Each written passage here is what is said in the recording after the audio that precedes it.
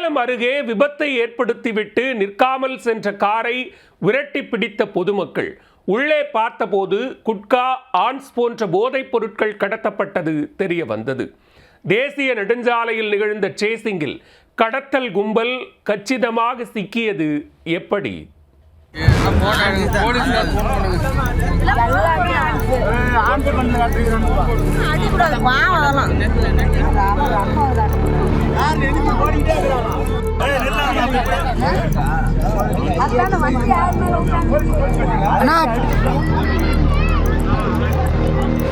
சேலம் கோவை தேசிய நெடுஞ்சாலையில் நெய்க்காரப்பட்டி அருகே கார் ஒன்று தரிகட்ட வேகத்தில் வந்து கொண்டிருந்தது.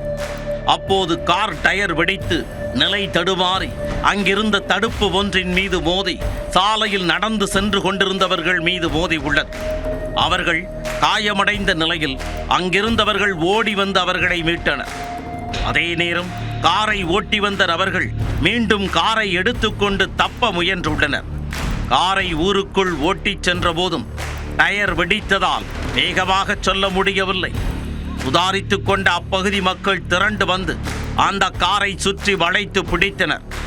அந்த காரில் வெளிமாநிலத்தைச் சேர்ந்த 4 பேர் அமர்ந்திருந்தனர். பொதுமக்கள் காரை முற்றுகையிட்டதை அறிந்தும் கார் ஓட்டுநர் உட்பட 2 பேர் பொதுமக்களிடம் சரணடைந்தனர். மற்ற 2 பேர் காரில் இருந்து இறங்கி தலை தெறிக்க ஓடி தப்பிவிட்டனர். பொதுமக்கள் காரை திறந்து பார்த்தபோது உள்ளே மூட்டை மூட்டையாக ஹான்ஸ் மற்றும் குட்கா உள்ளிட்ட போதைப் பொருட்கள் இருந்ததை கண்டு திகைத்து போயினர். உடனே கொண்டலாம்பட்டி போலீசாருக்கு அவர்கள் தகவல் கொடுத்தனர். விரைந்து வந்த போலீசார் குற்றவாளிகளை பிடித்து கைது செய்ததுடன் காரில் 18 மூட்டைகளில் வைத்து கடத்தப்பட்ட ஹான்ஸ் மற்றும் குட்கா உள்ளிட்டவற்றையும் பறிமுதல் செய்தனர். இவை எங்கிருந்து கடத்தி வரப்பட்டது, யாருக்கு கொண்டு செல்லப்படுகிறது என்பது குறித்து பிடிபட்டவர்களிடம் போலீசார் விசாரித்து வருகின்றனர்.